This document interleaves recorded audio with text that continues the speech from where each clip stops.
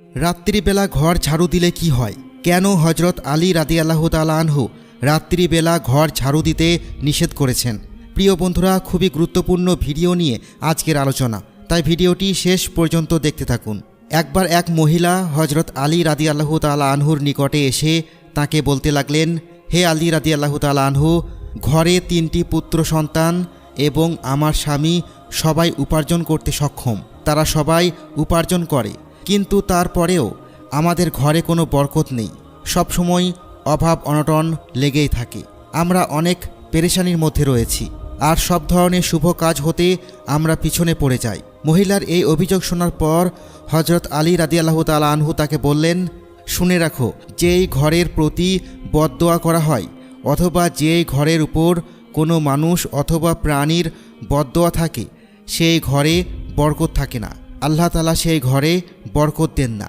তখন মহিলা বলল, হে আলী রাদিয়াল্লাহু তাআলা আনহু, আমার ঘরে আবার কে বদদোয়া করবে? তখন হজরত আলী রাদিয়াল্লাহু তাআলা আনহু বললেন, আচ্ছা বলো তো, তুমি তোমার ঘর কখন ঝাড়ু দিয়ে থাকো? তখন মহিলা বললেন, হে আলী রাদিয়াল্লাহু তাআলা আনহু, আমার ঘর পরিষ্কার করার কোনো সুনির্দিষ্ট সময় নেই। কখনো সকালে বা কখনো বিকেলে, আবার বেশিরভাগ সময় রাত্রিবেলা ঘর ঝাড়ু দিয়ে থাকি।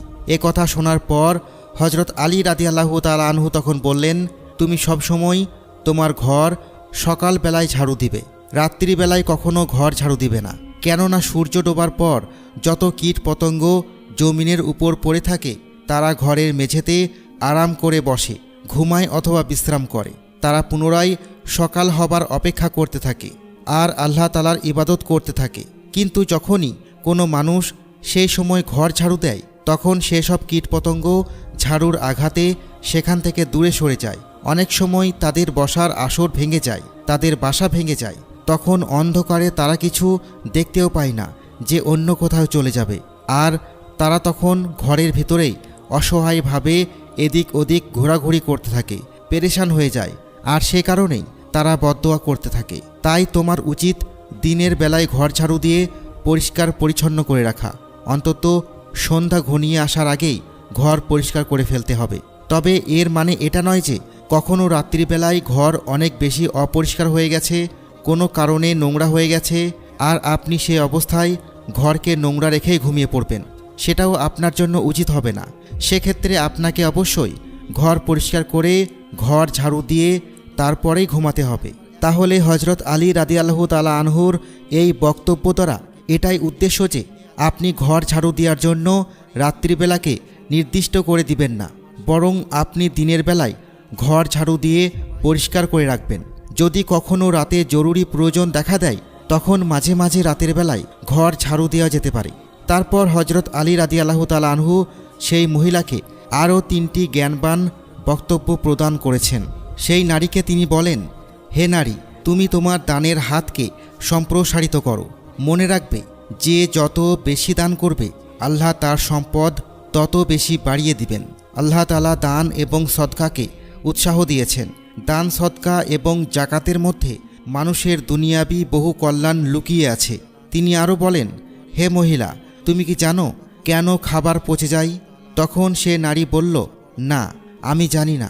তখন হজরত আলী রাদিয়াল্লাহু তাআলা আনহু সেই মহিলাকে বললেন, আল্লাহ রাব্বুল আলামিন খাবারের মধ্যে এক ধরনের পোকা সৃষ্টি করে দিয়েছেন, যাকে আধুনিক বিজ্ঞান ব্যাকটেরিয়া বলে থাকে।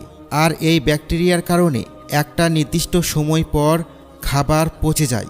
আল্লাহ তাআলা যদি এমন ব্যবস্থা না করতেন, তাহলে মানুষ খাবারকে স্বর্ণের মতো বছরের পর বছর জমা করে রেখে দিত, আর তখন গরিব মানুষ না খেয়ে কষ্ট পেত।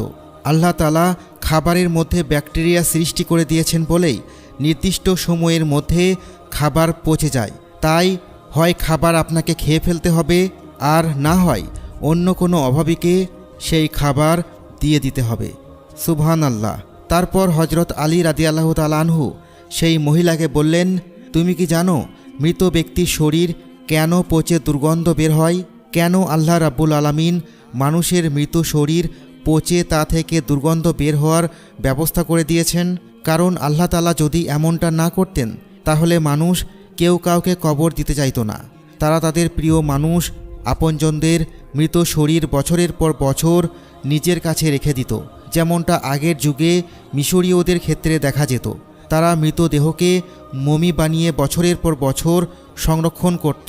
প্রিয় দর্শক, মনে রাখবেন, পৃথিবীর প্রত্যেকটি আপাতদৃষ্টিতে অপছন্দনীয় কাজের ভেতরে আল্লাহ রাব্বুল আলামিনের কোনো না কোনো হিকমত লুকিয়ে রয়েছে। যেমন ধরুন, আপনার উপর কোনো বিপদ মুসিবত এসে পড়ল, আর আপনি তখন পেরেশান হয়ে যান, কষ্ট পান আর হা হতাশ করতে থাকেন। কিন্তু আপনি কি জানেন এই বিপদ মুসিবতই আপনাকে বাঁচিয়ে রাখছে? সেটা কিভাবে? মহান আল্লাহ রাব্বুল আলামিন মানুষের মধ্যে অনেক বিপদ মুসিবত দান করে থাকেন। তা না হলে মানুষ কখনো সুখ শান্তির অনুভূতি পেতে পারত না। কষ্ট আছে বলেই সুখ শান্তি আমাদের এত ভালো লাগে। অন্ধকার আছে বলেই আমরা দিনের আলোকে উপভোগ করতে পারি। একইভাবে দুঃখ কষ্ট ও পেরেশানি আছে বলেই সুখ অনুভব করা যায়। দুঃখ কষ্ট মানুষের জীবনে না থাকলে মানুষের জীবনটা অত্যন্ত বিরক্তিকর হয়ে পড়ত। তাই মনে রাখবেন, কষ্টের মধ্যেই স্বস্তি লুকিয়ে আছে। মহান আল্লাহ রাব্বুল আলামিন পবিত্র কুরআনে বলেন, নিশ্চয় কষ্টের সাথে সুখ আছে।